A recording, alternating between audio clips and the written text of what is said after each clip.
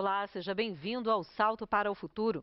Segundo números da ONU, divulgados no início de 2011, o mundo tem hoje cerca de 2 bilhões de pessoas conectadas à internet. A grande maioria da população não tem acesso à rede mundial de computadores. Ainda assim, o número de usuários da rede cresce a passos largos. 10 anos atrás, por exemplo, eram apenas 250 milhões de internautas. Nas escolas, a presença dessas tecnologias também vem crescendo.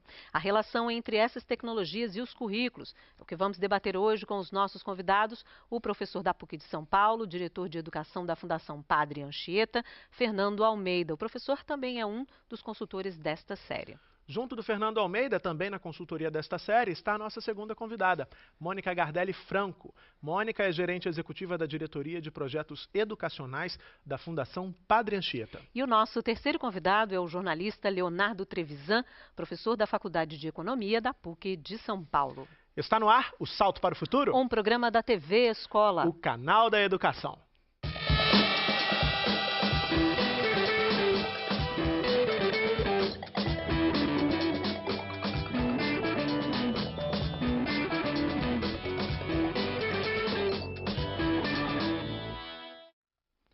Interatividade. Esta é uma das marcas do nosso tempo. Por isso, o Salto para o Futuro mantém um canal aberto para a sua participação. Então, não perca tempo. Faça o programa de hoje com a gente. Mande suas perguntas ou os comentários para o e-mail salto@mec.gov.br. Ou, se preferir, participe por telefone. Ligue 0800 282 6757. Tecnologias e currículos. A serviço de quem? A pergunta que dá nome à série também fez parte de um dos quadros do programa, o Mosaico. Vamos rever o que os entrevistados responderam?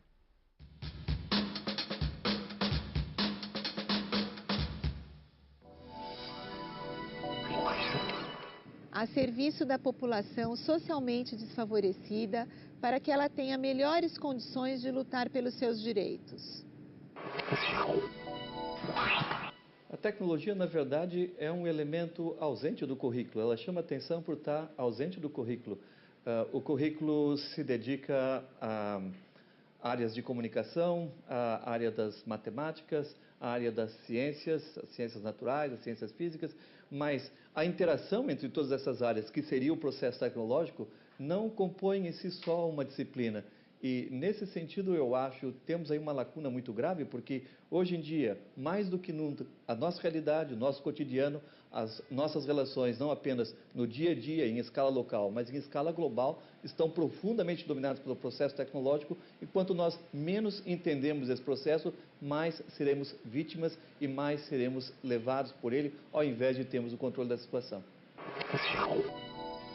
Tecnologias e currículo têm uma finalidade: elevar a nossa condição de existência, a serviço da decência, a serviço de uma vida que não desertifique o futuro, que não esterilize os nossos sonhos, que não torne a nossa existência menor do que ela é. Por isso, a tecnologia no currículo é exatamente a mesma função social que tem de ter a escola: fazer com que a humanidade seja mais, em vez de ser menos. Todas juntas e todos juntos, senão, não precisa. Tecnologia e currículo a serviço de quem? Quem organiza o currículo? Quem organiza o currículo são aqueles que estão no poder. E ao organizar o currículo, o objetivo deles é muito claro: é a manutenção da sua condição de poder. Eu acredito que a tecnologia nos oferece hoje possibilidade de contestar esse poder que procura se manter a todo custo. E a gente começa o Salto para o Futuro de hoje agradecendo as presenças dos nossos convidados aqui no estúdio para esse debate que encerra a série. Vamos começar a conversa ouvindo também a opinião do Fernando. Essa mesma pergunta, Fernando: tecnologias e currículos a serviço de quem? Bom, a tecnologia e o currículo, elas nascem, o currículo e a tecnologia, com um destino que é, como dizia o Iberatã D'Ambrosio, nasceu para manter o poder. No entanto, como o ser humano é um ser histórico, ele pode reverter esse processo de manutenção do poder através da pedagogia, da didática, da crítica à cultura e à ciência, e a tecnologia é um mediador para que essa discussão se exploda. E, ao mesmo tempo, o currículo é o lugar planejado por aqueles que estão no poder bom, porque o poder não é ruim, o poder é uma coisa boa também, e a conquista desse poder se dá através do currículo. E eu acho que essa relação a escola não está sabendo fazer, a sociedade ainda não consegue fazer e a tecnologia não a fará, porque a tecnologia não nasceu para democratizar nada, ela não nasceu para ser humanizadora, ela nasceu para ser concentradora do poder e para ser uma repetidora das relações sociais. Mas isso não nos pode levar a um fatalismo de que ela e o currículo, num diálogo com a perspectiva utópica de inovação, possa acontecer como algo humanizador e algo rico, e é tarefa dos educadores, é tarefa da escola, junto com os políticos, fazer essa transformação. Vou me permitir pular a Mônica, porque Mônica já aparece ali dando a sua opinião. A gente vai voltar com você com uma outra questão, Mônica, mas ouvir o professor Leonardo Trevisan nessa mesma questão. Tecnologias e currículos a serviço de quem? Olha, eu tenho uma visão um pouco diferente, né? Eu não vejo as tecnologias como algo muito negativo, né? Ao contrário, eu vejo a tecnologia como um fenômeno que pode ter, é uma ferramenta que pode ter muitos usos, né? O que está acontecendo, o que você acompanha hoje na escola, e basta entrar numa escola de segundo grau, por exemplo, a escola do ensino médio, isso é potencializado, mas você vê isso na escola das crianças também, não é? O currículo, ele sofre uma mutação diária dentro da sala de aula, porque esse aluno, ele não recebe mais só a informação que está no livro didático, ou só a informação que vem do professor, ou só a informação que vem do pai, ou só a informação que vem dos colegas, né?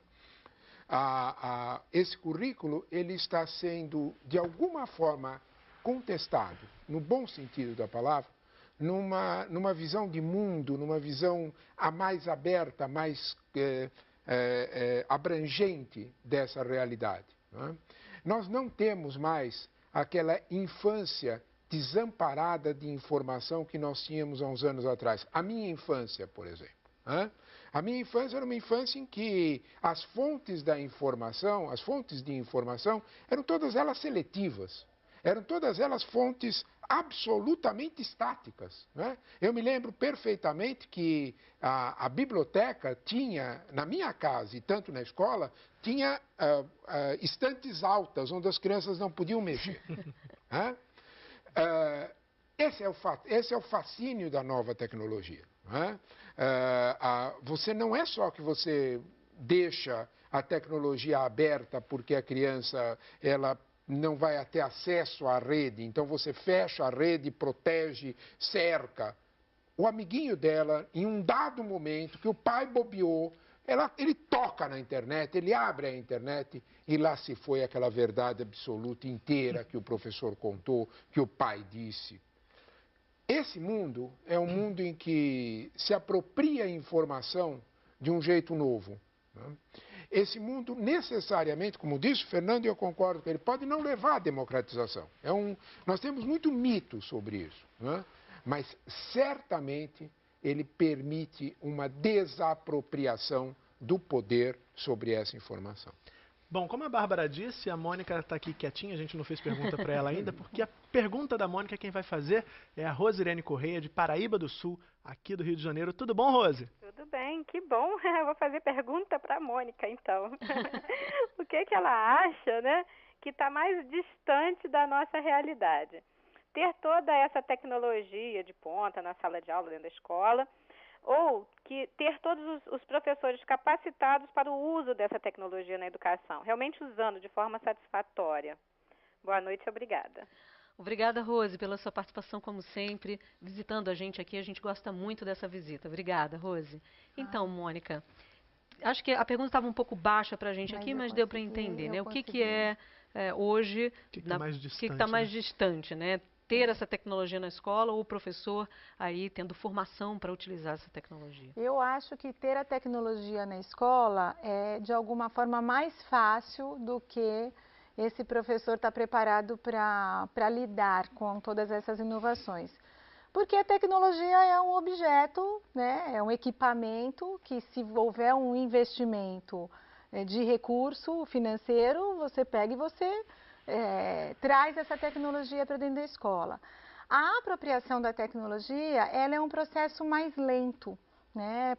Mesmo que o professor tenha capacitações, formações, tenha acesso, essa apropriação, ela é um caminho um pouco mais lento. Por quê? Primeiro que essa tecnologia tem que fazer sentido para o professor, né? E para fazer sentido para o professor, ele precisa não só compreender, conhecer o que a tecnologia oferece de recursos para a prática dele, mas ele precisa compreender de que forma esses recursos fazem sentido ou não fazem sentido dentro de uma prática que ele está realizando e que não é uma prática isolada, é uma prática coletiva. O trabalho que acontece dentro da escola, embora o professor entre na sala de aula e ele esteja sozinho lá com um grupo de alunos, que normalmente não é um grupo pequeno, essa prática, ela é uma prática construída, que deve ser construída junto com os colegas, junto com os outros professores,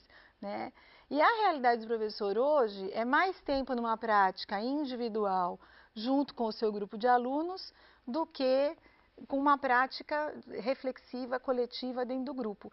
Então, da minha perspectiva de agora, de hoje, né, pode ser que amanhã eu mude de ideia, né, mas é que chegar à tecnologia na escola, ela é, de alguma forma, uma operação mais fácil do que essa apropriação adequada pelo professor para se apropriar dessas inovações, acompanhar o ritmo dessas inovações e fazer isso reverter em benefício para os seus alunos, porque é muito complexo, não é uma apropriação técnica, mas ela vem, com a tecnologia, vem vários conceitos, várias concepções que precisam ser repensadas, reformuladas, reorientadas e readequadas ao universo que em cada canto, em cada sala de aula, com cada grupo de alunos,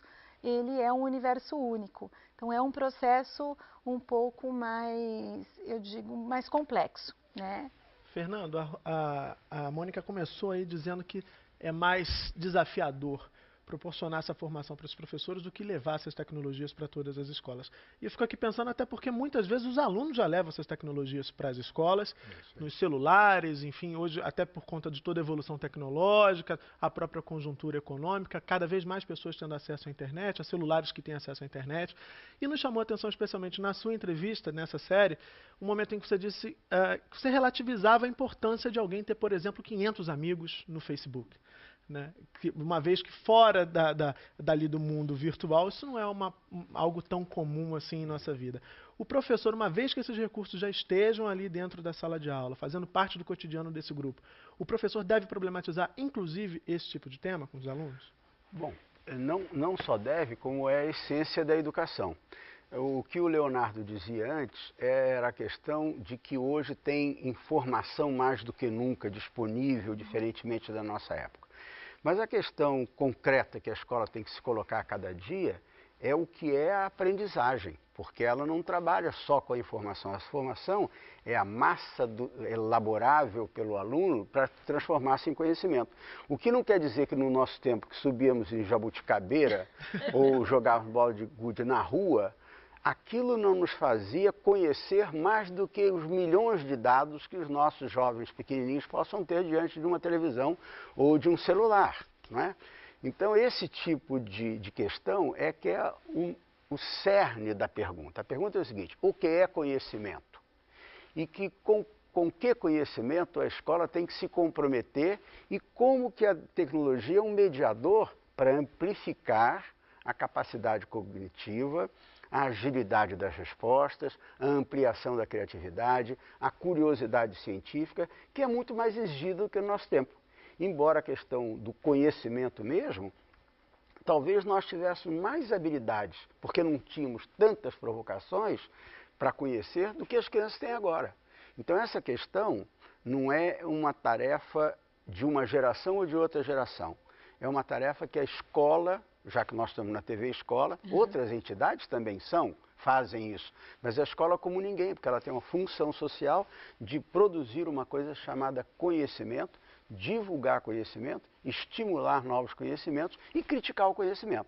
A tecnologia é uma peça fundante nesse conjunto de habilidades que a escola tem que desenvolver em si mesma e nas crianças. Agora, como você mesma dizia, Mônica, você falou assim, não é um aprendizado de técnica, né? Para muita gente fica essa ideia de eu preciso aprender a usar tecnicamente um determinado equipamento ou um software, vou aprender a usar o Word, o Excel, e não é isso, pelo que vimos ao longo dessa série, é bem distante disso. Há né? um momento que isso tem que acontecer, quer dizer, se eu não tive contato com aquilo, se eu não tive contato com a lousa, né, é que, por exemplo, uma lousa, todo mundo que passou pela escola sabe como utilizar aquela lousa, né? Eu aprendi a usar a lousa porque eu via meus professores usando a lousa, né? Então, não precisei ter aula de lousa quando eu me tornei professora, né? Não precisei ter aula de como usar, embora quando eu fiz o magistério eu tive lá na aula de didática, metodologia, como eu deveria usar a lousa. Como apagar né? o quadro. Porque eu tinha que dividir a lousa, não podia usar a lousa toda, e eu tinha que ter uma organização na lousa, isso Nossa, eu tive, a gente... não vou falar em que ano foi. Mas a gente descobriu alguma coisa que nunca imaginei que pudesse ter aula de usar a Os lousa. professores da minha época que faziam magistério, pelo menos da minha turma, aprenderam a usar a lousa, né? Então, assim, existe um momento dessa formação que ela é técnica mesmo, né? Talvez não seja assim, dividir a lousa em 3, mas para eu me apropriar, eu preciso aprender como funciona. Eu recebi um telefone celular recentemente novo para usar. Faz uma semana que eu estou brigando com o telefone, porque eu não sei como ele funciona, não consigo pôr no viva voz. Então, eu tenho que ter uma aprendizagem técnica disso para poder me apropriar e poder usar. Eu acho que assim, o grande momento da educação que a gente está vivendo, eu acho que é um momento, não é da educação isoladamente, né? Eu acho que é um momento de parada, quando você coloca a serviço de quem está tudo isso, né? Eu colocaria também a serviço do quê? Porque o que eu sinto é que, assim, os conhecimentos... Essa é a grande pergunta que está sendo colocada para a educação. Para que se ensina determinadas coisas? O que o aluno faz com determinadas coisas? E como dando valor para algumas coisas que o aluno não aprende, né, ou não tem o trabalho, como se o fato dele aprender a ter acesso a todas as informações que estão disponíveis na internet, por si só, fosse levá-lo, fosse formá-lo para uma intervenção no mundo, né, no contexto, que levasse a algum lugar que a gente não diz qual é, né? A gente acha que o aluno aprendendo tudo aquilo, automaticamente isso garante um desenvolvimento que é espontâneo, não é, que é óbvio e não é. Então, eu acho que assim, a questão é tudo isso que está sendo colocado é papel da educação provocar a reflexão aonde essas coisas todas estão levando a mim como pessoa e a sociedade aonde eu vivo. E até refletir sobre o próprio papel da escola, Exatamente. né? Agora a gente precisa fazer o intervalo. E além da participação por e-mail e por telefone, você também pode acessar a página do Salto para o Futuro na internet. O endereço está aí na tela, www.tvbrasil.org.br/salto. Na página você encontra a enquete da semana e a pergunta, claro, tem a ver com tecnologia. Perguntamos, tendo em vista uma nova configuração da sociedade marcada pelas transformações dos séculos 20 e 21, o que destacar de primordial na relação entre tecnologias e currículo? A democratização do acesso a um repertório de conhecimentos fundamentais. O desenvolvimento da comunicação por meio de diversas formas de expressão. Ou a compreensão do desenvolvimento humano como forma de intervir no mundo. Agora é a sua vez. A gente lembra que o resultado da enquete vai ser conhecido no início do terceiro bloco. Depois do intervalo, vamos continuar o debate sobre tecnologias e currículos. Salto para o Futuro volta já.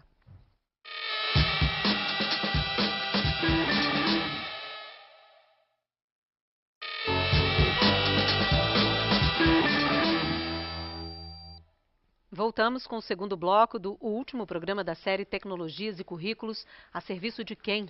E você, já mandou seu e-mail com perguntas ou comentários sobre a série desta semana? Então não perca tempo, escreva agora mesmo para salto@mec.gov.br. Você também pode falar ao vivo com os nossos convidados. Ligue para 0800 282 6757. Bárbara, já temos e-mails aqui. O pessoal do NTE de Morrinhos, em Goiás, isso mesmo, Morrinhos em Goiás, Elisete Andrade, nos enviou aqui perguntas, 3 perguntas. Eu vou fazer primeiro, começar pela primeira, viu, Elisete? Obrigado pela participação. Ela diz que assistindo aos programas da série, percebeu que nos discursos veiculados há uma unidade de pensamento em relação à eficácia das tecnologias, Mônica, principalmente nas redes de interação social, pois elas podem promover cidadania, comunicação, interação, entre outras situações que podem contribuir muito para o processo de aprendizagem. Então, deveria promover melhorias para o processo de aprendizagem de uma forma geral, segundo ela. Por que isso não acontece, na opinião de vocês, em todas as unidades escolares que já estão equipadas com laboratórios de informática educacional ligados à internet? Onde estaria a falha, quer saber, Elisete? Na formação oferecida aos professores ou na própria organização ali do espaço escolar? Ou ainda no sistema educacional como um todo? Eu acho, dá para eu escolher tudo?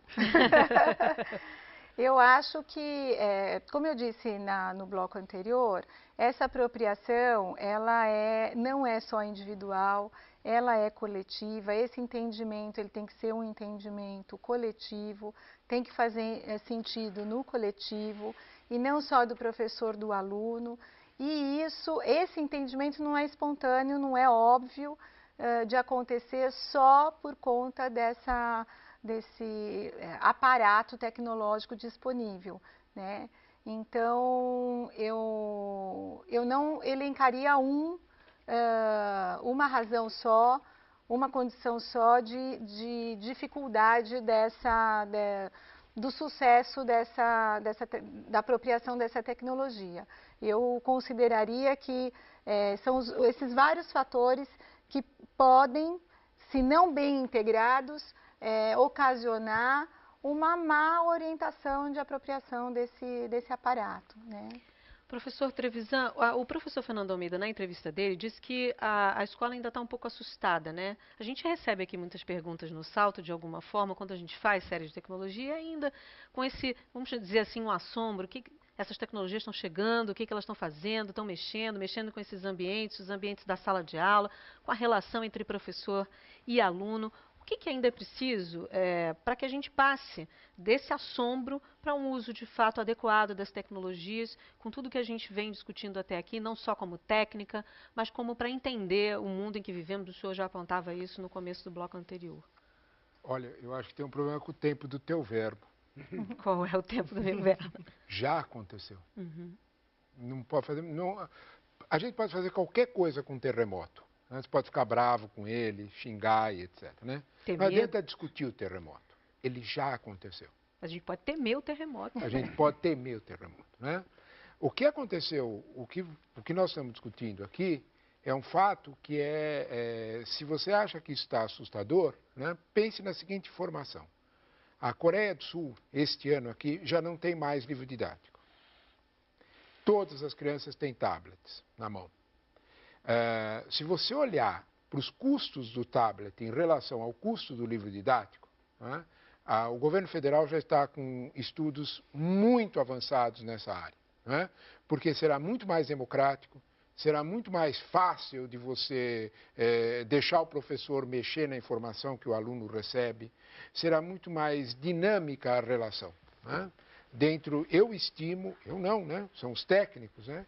Dentro de 2 a 3 anos, e não sou só eu, né? Só você olhar, entrar numa editora hoje de livro didático, as editoras de livro didático estão construindo verdadeiras equipes novas com web designs, porque elas têm clareza absoluta que esse produto, o livro didático, como nós o conhecemos, que a criança risca e etc., tem seus dias contados.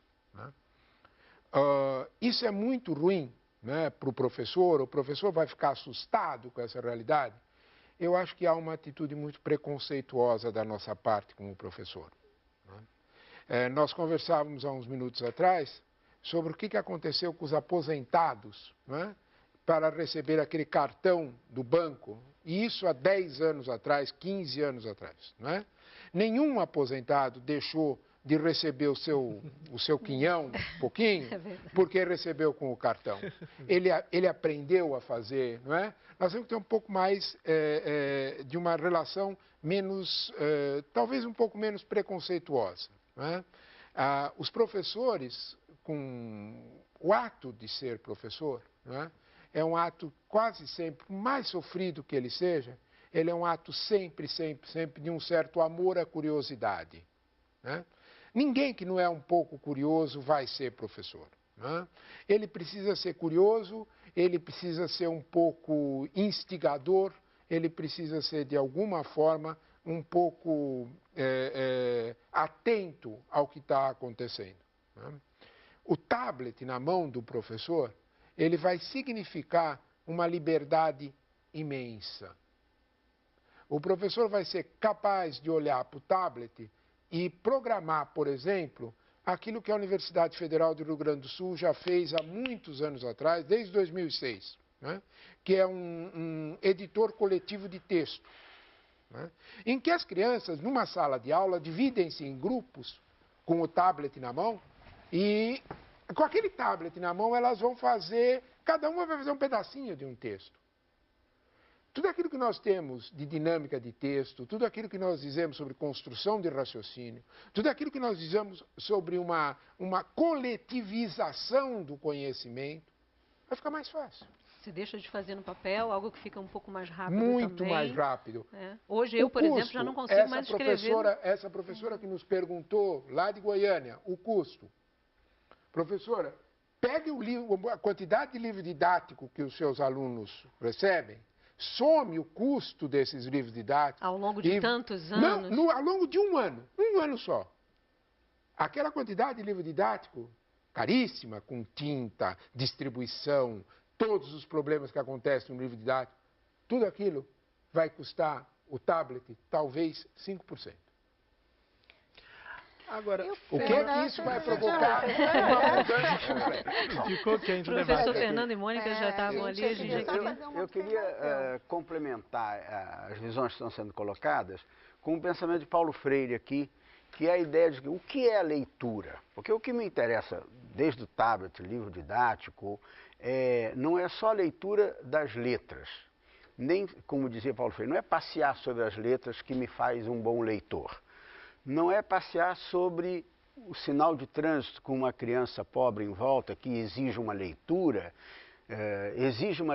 o entendimento de um engarrafamento no trânsito ou a super chuva que cada cidade pode ter na época do ano. A leitura é a compreensão do mundo, a interpretação do mundo e a que me leva a falar sobre esse mundo que eu li. Não é?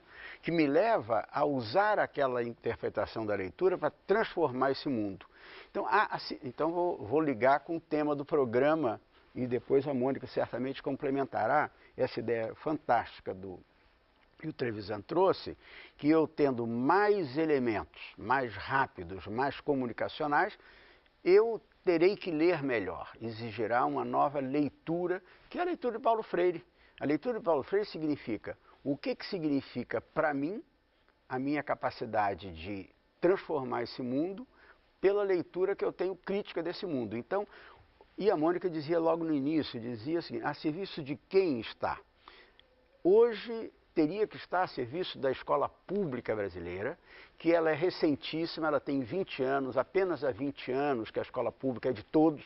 Antes ela era uma escola para poucos, para a burguesia, paga pelo Estado, gratuita, mas não era de todos.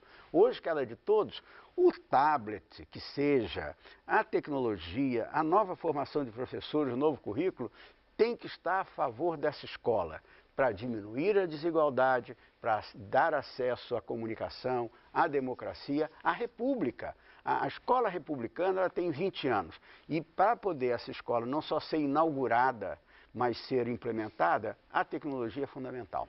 Mônica, você queria comentar? Eu queria fazer só um comentário quando ele trouxe a Coreia. Eu vi um documentário recentemente sobre a educação da Coreia, super bem feito, e fiquei abismada mesmo com o avanço deles de apropriação das tecnologias. E aí lá pelas tantas, o ministro da Educação de lá falou que ele estava muito orgulhoso de ter garantido isso. Os alunos têm acesso, os professores têm formação contínua e que a maior dificuldade que eles têm hoje, pasmem, é com relação à falta de conteúdo para ser usado com toda aquela tecnologia que eles tinham à disposição. E isso me fez pensar, eu, na minha prática de professora formadora e pesquisadora de tecnologias, bem recentemente, e ainda é um discurso presente entre todos, né, de que assim, o conteúdo está na rede, né, o conteúdo está, o banco de conteúdos está disponível, né. E a gente está vendo, o professor mesmo falou, quer dizer, essa corrida que está vendo das editoras, da produção de conteúdo didático, em dar um novo formato para um conteúdo didático que era o objeto de trabalho do professor e sempre foi o objeto de trabalho do professor, né? Então, a gente está no momento, e eu particularmente, na minha atividade profissional, eu tenho percebido isso, assim, está havendo, ontem participou aqui o Rafael Parente, que é uma iniciativa da Secretaria Municipal do Rio de Janeiro, de produzir esse conteúdo. Então, de que a gente está caminhando, acho que, para uma orientação de produção de conteúdo num formato diferente, mas um conteúdo organizado da mesma forma que o professor trabalhava. Talvez, assim, essa entrada de tecnologia seja mais tranquila dentro da escola. Não sei se mais adequada. Bom, a Mônica citou o Rafael Parente, tem um comentário no fórum da Alcilene pedindo o endereço do site dessa experiência que está sendo desenvolvida aqui no município do Rio de Janeiro. Parece que a nossa equipe de educação já enviou por e-mail, mas já repetir porque mais gente pode estar também querendo saber. www.educopedia.com.br. Agora vamos para mais um intervalo e a partir de agora a votação da enquete desta semana está encerrada. No próximo bloco você vai conhecer a opção mais votada. Não sai daí, Salto para o Futuro volta já.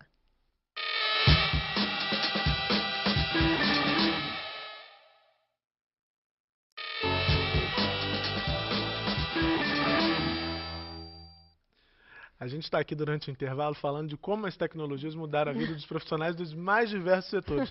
Nós, jornalistas, os policiais, os professores, enfim. É uma revolução. O terremoto chegou, como disse o Trevisan no bloco anterior, não adianta mais a gente sofrer por ele. O terceiro e último bloco do Salto para o Futuro começa agora. Já começou, na verdade, né?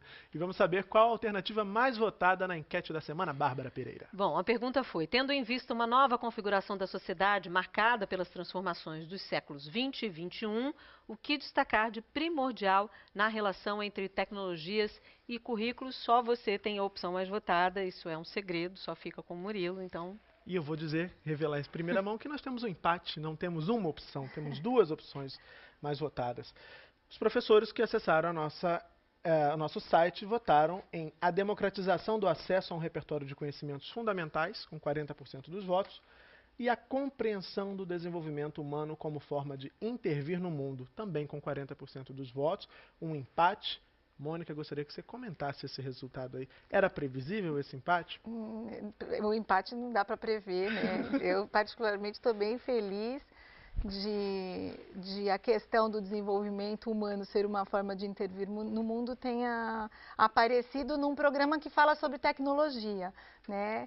E sendo que a gente, muitas vezes, na ânsia de discutir essa apropriação das tecnologias, adequar essa apropriação ao currículo, ao ensino, à aprendizagem, a gente esquece de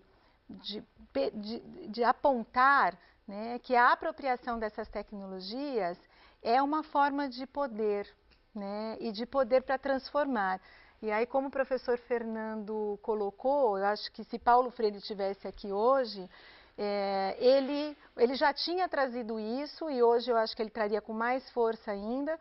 Quer dizer, essa apropriação é necessária, mas uma apropriação crítica de forma que qualquer um que se aproprie dessa tecnologia tenha consciência da capacidade que está sendo dada a ele, né? E quando você, por meio dessa tecnologia, você interpreta essa realidade, né? Que escolha você faz a respeito disso que você está recebendo, né? Do uso que você vai fazer disso. Então, eu acho que eu fico feliz de ter dado empate, porque às vezes isso fica meio de lado. Quer dizer, esse empate revela o quê? Você precisa ter acesso a isso, né? E que ao ter acesso a todas essas informações, a esses conteúdos, a esse repertório, você transforma, você tem a capacidade de transformar essa realidade. Isso é fantástico. Agora, pegando o gancho desse empate, né, a gente está aqui falando de tecnologias e currículos, né, essa relação na escola. Aqui no Salto, professor Fernando, a gente já debateu várias vezes, já fizemos várias séries sobre currículos e sempre se aponta uma questão. O currículo, ele está em construção o tempo inteiro, ele precisa ser um currículo flexível, em sintonia com essa sociedade, com as questões da sociedade, e aí com o desenvolvimento humano, como apontou ali o resultado da enquete, essa parcial ali, essa divisão ali. Como é que a gente pode pensar, então, na articulação entre o que a gente está falando de tecnologia aqui e com esse currículo que não pode ser engessado, que tem que estar o tempo inteiro aí pensando em ser flexível, né? Então, eu vou fazer 3 colocações para ver se a gente junta essa complexa pergunta que você fez. A primeira é a ideia de que o currículo, além de todas as características que você deu, ela é um espaço intencional que a escola organiza, que o professor ajuda a organizar, que as políticas do governo ajudam a organizar para gerar a melhor condição de conhecimento. Currículo é a oposição a aprenda o que você quiser, está tudo no ar, está tudo na web, sai aprendendo porque a vida te ensinará. É mentira. E se assim for, os filhos dos ricos se darão bem, os filhos das pessoas que têm menos condições culturais tenderão a não conseguir trabalhar com tudo isso. Portanto, cumpre a uma sociedade, sim, se quer fazer uma nação justa e digna, fazer padrões humanizadores que permitam que o aluno, ao percorrer aquele caminho, ele vai se banhando em condições de conhecimento guiada, orientada, intencionalmente feita, etc. Então, o currículo é isso. É o planejamento de condições de aprendizagem. Não é soltar a garotada, que às vezes aparece muito quando se fala de tecnologia. Bota o garoto na nuvem, ele se banhará e aprenderá. Meus netos aprenderão. Não sei se todos os netos, todas as pessoas com menos condição conseguirão aprender. A segunda coisa é o seguinte, a tecnologia, ela também é uma forma humana de ser. Só se banhar na tecnologia, parece que é contradição com o que eu estava dizendo, mas é o seguinte, a tecnologia é a humanidade adensada. Tem um monte de seres humanos ali dentro de cada pecinha que já trabalharam há milhares de anos atrás para descobrir um metal, para tirar um metal do fundo para gerar pesquisa, e enquanto o pesquisador pesquisava, alguém plantava arroz para ele. Portanto, a tecnologia é a humanidade adensada. Dar espaço a que os alunos da escola tenham acesso a isso, como dizia ele, é fundamental, porque isso é o beabá da humanização. É dizer que tudo aquilo que a humanidade produziu na sua história é dessa garotada. E como a escola é a primeira agência socializadora depois da família, quando a criança entra na escola e tem uma bela sala de informática, está ligado à web, tem aparelhos interessantes, ele já se sente prestigiado pela sociedade. E a terceira coisa cumpre aos governos, ao poder estabelecido democraticamente, etc., poder não é ruim, poder é bom, organizar as políticas curriculares. E é isso que o Brasil está fazendo agora quando cria o Plano Nacional de Educação, que permitirá, através das suas metas, democratizar. E a tecnologia está lá como um elemento fundamental das metas de desenvolvimento de uma educação democrática e republicana brasileira. Trevisan, temos mais uma pergunta aqui por e-mail do pessoal de Morrinhos, em Goiás. A Elisete diz, quando falamos de utilização de novas tecnologias como recurso didático, pedagógico, lembramos logo de formação, pois o professor precisa conhecer os aplicativos para saber quais as possibilidades de trabalho eles oferecem. Já trabalhamos muito com formação de professores, discutindo os conteúdos, dando sugestões de como utilizar as ferramentas tecnológicas nas diversas áreas do conhecimento. Mas ela pergunta, se o professor não é valorizado financeiramente, vocês acreditam que esses professores terão incentivo para fazer formação continuada, visando a melhoria do processo de ensino e também de aprendizagem dos alunos? Ela pede que vocês coloquem aí, por exemplo, exemplos do que está sendo feito para discutir e enfrentar essa realidade aí sinalizada pela Elisete. Bom, São duas situações aí, como o Fernando falou, né? A gente divide. Né? São duas situações aí diferentes. Uma é a situação da tecnologia, da chegada da tecnologia, que até inclusive vai representar a redução de custos. Né? A outra situação é o salário do professor. Né? O salário do professor é uma situação que talvez seja a nossa maior chaga social. Né? Todas as outras categorias sociais conseguiram ter pisos nacionais bem estruturados e respeitados. Né? Os professores ainda não. Né? É um longo processo. Né? Os professores precisariam recuperar um pouco do seu respeito social, que eu acho que o salário fez com que perdessem. Não é? Eu fico cada vez mais preocupado, né, quando eu pergunto para jovens mais bem informados do que outros o que é que eles querem ser, e nenhum quer ser professor. Né? Então isso me deixa... as pessoas parecem assim que vão ser professoras por uma carência de opções. Né? De novo, vamos brincar com a tecnologia e com o futuro. Né? A minha sensação é que o papel que você tinha duas escolhas. A segunda escolha era compreensão. Leia para mim a segunda, que teve 40% dos votos também. Deixa eu acessar aqui de novo aqui o ambiente da enquete. Como intervenção no mundo. Né? Isso mesmo. Democratização de acesso ao repertório. A primeira, a segunda, compreensão do desenvolvimento humano como forma de intervir no mundo. É isso aí. A minha sensação é que o professor que está lá atrás no Brasil, lá longe, no Brasil dos Grotões, ele começa a perceber que quanto mais ele tiver integrado, eu respeito profundamente o que o Fernando comentou sobre as pessoas não passam sobre as letras, as pessoas devem entender as letras. Eu nunca esqueço uma imagem do professor Alfredo Bose, uma imagem genial sobre... De 15 anos atrás, o professor Alfredo Bose é um professor da Universidade de São Paulo, em São Paulo. De 15 anos atrás, o professor dizia uma coisa simples: de nada adianta a pessoa solta na internet, isolada, sozinha. Isso é como colocar um analfabeto dentro da biblioteca do Congresso norte-americano. A imagem é perfeita. A biblioteca do Congresso norte-americano é a maior biblioteca do mundo. Não adianta nada, se o camarada é analfabeto, ele pouco vai ter. Há uma função mediadora do educador. Essa função mediadora do educador, ela vai ser valorizada com a chegada das novas tecnologias. Nós não nos enganemos, não será só o aluno que vai aprender a fazer assim no tablet, que vai cutucar. Aquele professor lá atrás, lá embaixo, bem difícil, vai tocar no tablet e vai ver um mundo novo chegando para ele, que ele nunca teve direito de acesso. O Fernando tem toda a razão. Educação republicana acontece quando você dá igualdade de oportunidade para todo mundo, igual. Nós não temos igualdade de oportunidade. O tablet que chegar lá embaixo, ele vai deixar o professor fazer um contato com o mundo que ele não tinha antes.